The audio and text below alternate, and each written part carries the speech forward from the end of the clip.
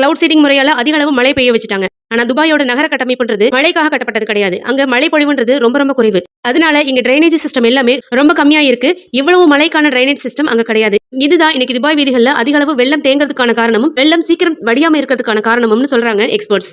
உண்மையிலேயே cloud seeding மெத்தட்னா என்ன? Cloud seeding முறை எதுக்காக பயன்படுத்துறாங்க?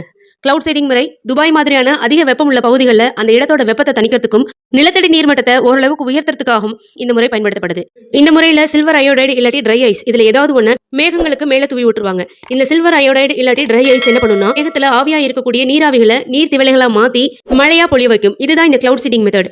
இந்த மெத்தடை தான் இப்ப துபாயில பயன்படுத்திருக்காங்க. போன வாரங்கள்ல 7 ஃபிளைட்ஸ் இந்த கிளவுட் சீடிங் முறைப்படி சில்வர் அயோடைட மேகங்களுக்கு மேல தூவிருக்காங்க.